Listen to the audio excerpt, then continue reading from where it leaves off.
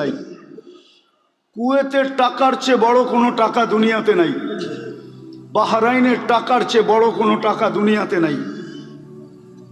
ওমানের টাকার চেয়ে বড় কোনো টাকা দুনিয়াতে নাই। ব্রুনাইয়ের টাকার চেয়ে বড় কোনো টাকা দুনিয়াতে নাই। কিন্তু 1 বৎসর 1 মাস, আজকে 17 থেকে 18 দিন ফিলিস্তিনের যুদ্ধ চলতেছে, ছোট একটা নিন্দা প্রস্তাব পাশ করতে পারে নাই। এবার চিল্লান না কেন? 60টা মুসলিম দেশ মিলা। চলেন আরেকটু পিছিয়ে নিয়ে যাই। ঢাকা শহরে যত কাপড়, পুরান ব্যবহৃত কাপড় আলমারিতে ঢাকা শহরের প্রত্যেকটা বিল্ডিংয়ে আছে, সবগুলা যদি একত্রিত করা হয়, চ্যালেঞ্জ আমার সাথে, ইউরোপের কোনো একটা দেশে এত ব্যবহৃত কাপড় আলমারিতে নাই। তাইলে বোঝা গেল মুসলমান সবচেয়ে বেশি কাপড় পরে। মুসলমানের কাছে সবচেয়ে বড় টাকা, সবচেয়ে বেশি পোশাক মুসলমান পরে। আমাকে তো বুঝাইতে হবে না, কারণ আপনাদের উন্নত দুনিয়ার ভিতরে একটা দেশ আমার বাকি আছে, নিউজিল্যান্ড।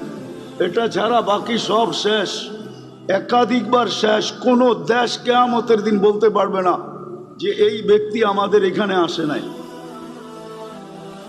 অহংকার করে বলতেছি না, সবচেয়ে বেশি কাপড় মুসলমান পরে, সবচেয়ে বেশি আইটেম মুসলমান খায়।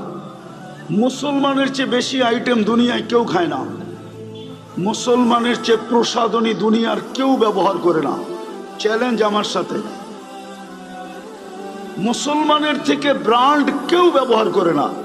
সবার কাছে মোবাইল আছে, ব্র্যান্ডে যায়, ওর ওয়েবসাইটে যায় জিজ্ঞাসা করেন তোমার ব্র্যান্ড সবচেয়ে বেশি কিনে কারা, ম্যাকডোনা সবচেয়ে বেশি খায় কারা, আরে বলেন না, কেএফসি খায় কারা, সবচেয়ে বেশি মুসলমান। লাডু সবচেয়ে বেশি ব্যবহার করে কারা,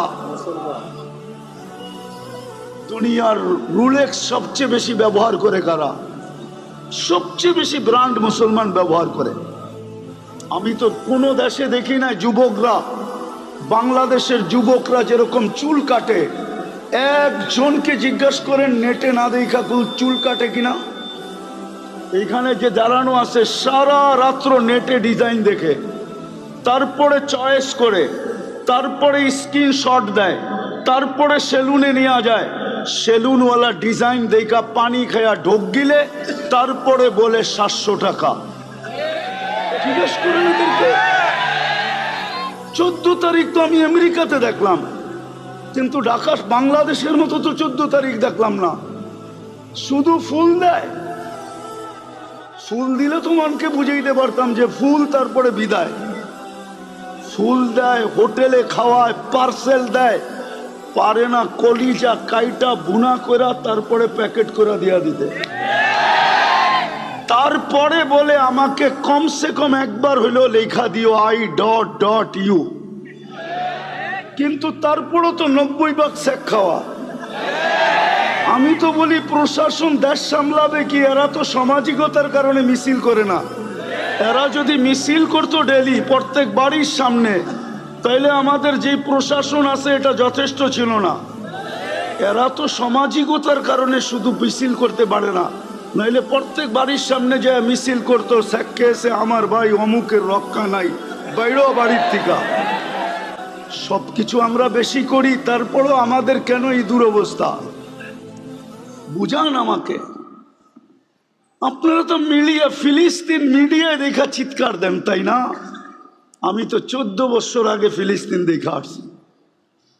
আমার তো যোগ বিয়োগ মিলে না যে ফিলিস্তিনে হামলা হয় তো হয় কি করে? ওইখানে তো খলিল শুয়ে আছে।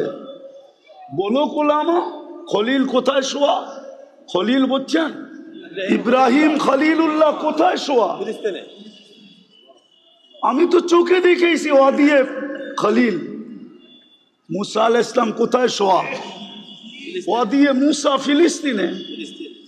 70 জন নবীর কবর চিহ্নিত যেখানে, যেই মাটির ভিতরে আল্লাহ বরকত মিশ্রিত করছেন, বারাকনা হাওলা। কোরআনই তো বলতেছি, সব বাদই দিলাম। যে